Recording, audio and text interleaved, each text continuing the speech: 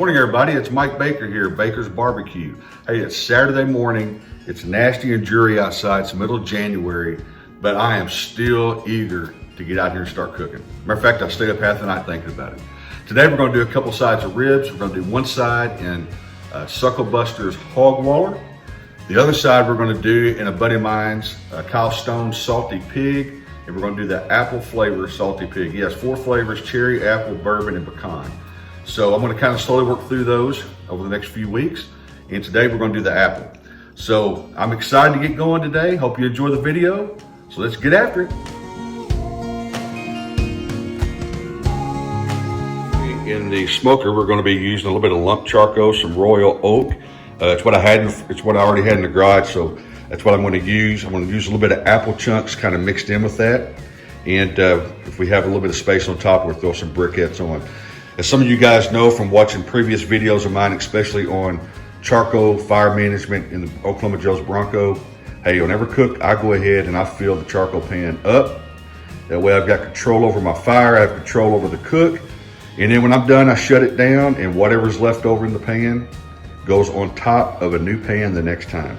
So I'm going to get this thing filled up and ready to go. Got everything ready to go. Meat's all shut down. Grill's all cleaned back out, smoker's all cleaned up. I've got a new charcoal pan, remade. Like I said, I'm using some lump charcoal today. I've never used lump, and I never used lump smoking, but the times I have used it, it seemed to burn really quick on me. I hear B&B lump is the best. I didn't have any of that handy. I am using some pretty decent lump, the royal oak lump, and I put a little bit of extra briquettes on top. So I got a lot of charcoal in there, but like I've said before, when I'm done, I'll shut that down and throw stuff on top for the next one. So let's get this thing fired up and get ready to cook some ribs.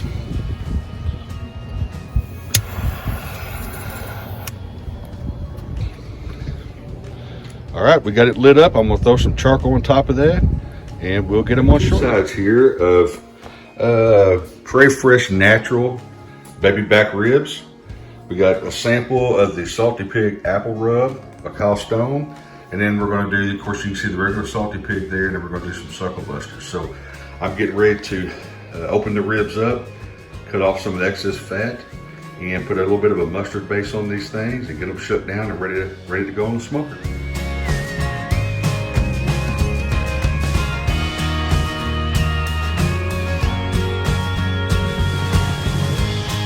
Show you guys, I went ahead and got the ribs trimmed down. As you can see, I mean, you can see a little bit of the white cap there. This is how much actual fat I cut off of this. A lot of times on these baby backs, right across this top ridge, on both sides, on the top ridge right there, it humps up, and there's a lot of fat that sits right there, and sometimes right below there. So I like to go ahead and get that out, because a lot of times that won't render down. And there's nothing worse than taking a bite into a rib and you get a good piece of meat on top, and the next thing you know, you got a big piece of fat down below that. So I like to go ahead and take that one little section off, clean up underneath that, and gives you a lot better texture and a lot better bite on the rib. I get a little bit of a mustard base on here. You won't really taste the mustard, but it does work out really good. It gives you a good binder to where your seasoning, everything will stick with it. Hey, I apologize if the shot is not real good. I'm trying to hold the camera myself.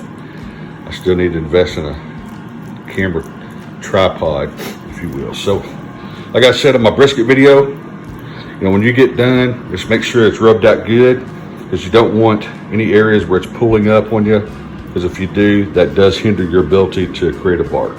So we're gonna flip it over and do the same on the other side, and then we'll be back with you. Got the ribs all trimmed up. We got them all shut down. The one in front, I got the toothpick in. That's going to be Kyle Stone's Salty Pig apple. And then in the back is the Suckle Busters Hog Waller. So as you can see, there's a little bit difference in color. Kyle's got a little bit more, probably a little bit more brown sugar. Suckle Busters has a little bit more, I don't know if it's cayenne, paprika, or what it is, but they both look beautiful. So I'm going to let them sit in the fridge for just a little bit as I get the smoker all set up, and then we'll take them out and get them on the smoker. I just want to show you real quick. I'm going to use today to spritz these ribs. I'm going to be using a little bit of a mixture of apple cider vinegar, apple juice, and then if I need to dilute it out a little bit where it's not too sour or too bitter, I'll add a little bit of water to it. So this is a really good spritz. Just keep, the great thing about using a juice as a spritzer is it has the acid in the juice that really helps the membranes absorb additional moisture. So always can never go wrong with a good juice spritzer. And also when you're doing your spritz on your meat, make sure you wait until you've started forming a good bark, because if you start spritzing too soon, you won't form that bark. But if you let the bark form and then start spritzing, it makes the bark delicious and it absorbs more flavor. So today I'm struggling a little bit. I always say allow for a little extra time, especially when you're smoking. There's always going to be something go wrong. But today what I'm struggling with is getting the fire up and going good. It's extremely windy. It's cold today. I did use, like I said before, for the first time in this smoker, tried lump charcoal, so I don't know if it actually packed in too tight around the bottom, and it's not been able to get enough circulation through there. What's going on? But it's been going for about 45 minutes, and I can't get it up to 10. So I'm being patient with it. It is, as you can see, it is smoking. So there's fire in there somewhere, but it's just a matter of getting it, up and going. So as you can see, we get it. Temperature's only come up to about 150. I've got everything open. It's starting to feel warm to the touch, but I mean, normally this thing is up to temp in 20, 25 minutes is what I've been seeing. So anytime you throw a new variable in there, using a different type of charcoal, the weather's different. It's just amazing how much it'll affect just the small things. So just another proof and point to always give yourself extra time built into your smoking schedule, so when something like this happens, you can offset it.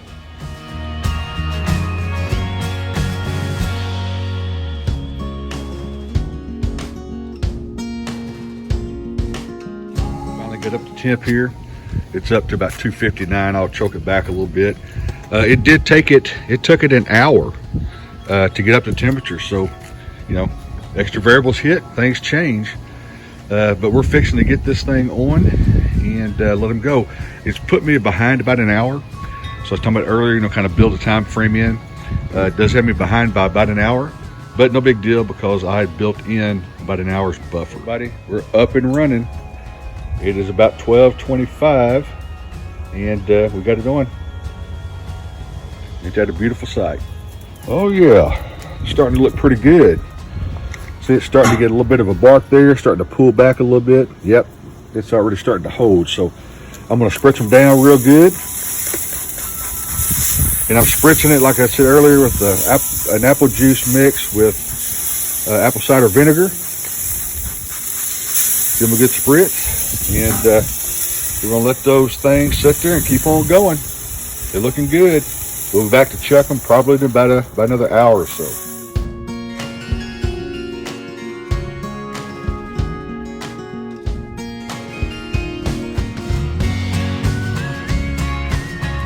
We're at the 3 hour mark.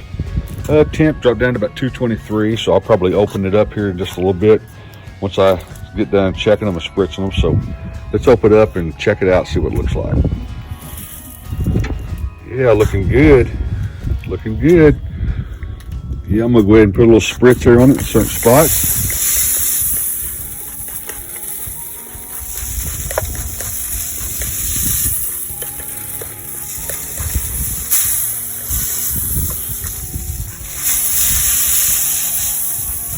All right, we'll let it go for about another hour and we'll come back here and we'll check it then.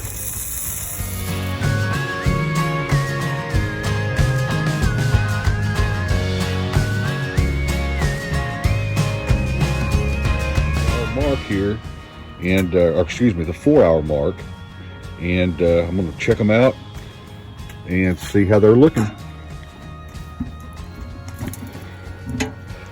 Those things are looking good. So we got some pull back there on the bone. So we're going to get them spritzed up here. Looking really good, got a great color to them. The Salty Pig is on the left, and on the right is the Suckle Busters Hog Waller. So I'm gonna let them go a little bit longer before I wrap them.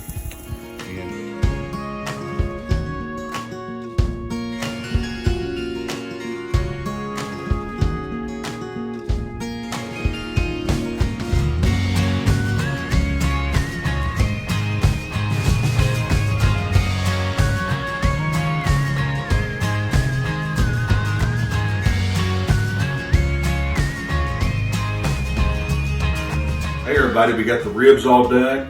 I think they actually cooked a little bit longer than what they should have. Got this new smoker, Oklahoma Joe's Bronco, still trying to figure it out. They look fabulous, but they are falling off the bone. What we have over here, this is Suckle Busters Hog Waller. This is Kyle Stone's Salty Pig Apple. So they cooked about 6 hours total over applewood. Been going all day. The weather's been crazy outside, been really windy and cold.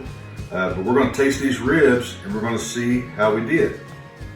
So I'm going to start off here first of all with one of the Suckle Buster ribs. As you can see, those ribs look delicious. So I'm going to take me a big bite of this.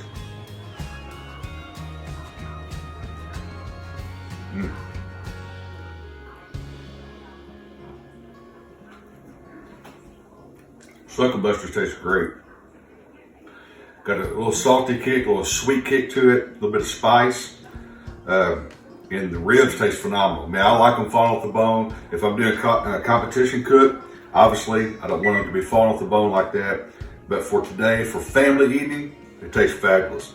So Suckle Busters tastes really good. So we're gonna try Kyle Stone's Salty Pig Apple, and let's see how these taste. There's the Salty Pig by Kyle Stone.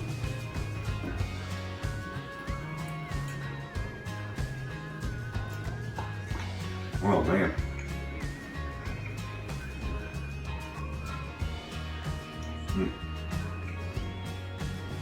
Gotta enjoy that for a second. Both ribs taste phenomenal. And they're really hard to choose because each one has a little bit different flavor, a little bit different taste to them, so depending on what you're wanting to do with them, they both taste great. Suckle Busters, thumbs up. Kyle Stone Salty Pig Apple, thumbs up. I hate to say it, but it's going to be a draw. But I want to tell you, thanks for watching today. Hope you've enjoyed the video. Hope you found something enjoyable, a little bit, learned a few things from it. So if you like the video, like and subscribe, and be sure and stay smoking. So the next time I see you, we'll get back after it again. So thanks for watching and happy smoking. Okay everybody, I know I closed the video out a while ago, but the family just got done eating and we do have a winner in this little competition over here. So as you can see, I've had to untuck the shirt. I've eaten way too many ribs. My wife put together a fabulous dinner in addition to the ribs. But the family has made a vote and they've decided that they like Kyle Stone's Salty Pig Apple the best. And so we've tore into these ribs. They were phenomenal. I'm stuffed. So I'm going to drop the Salty Pig website. It'll be down in the description of the video. And you can go there if you want to order some Salty Pig. And like I said earlier, like and subscribe. And we will see you again soon on our next smoke. Happy smoking.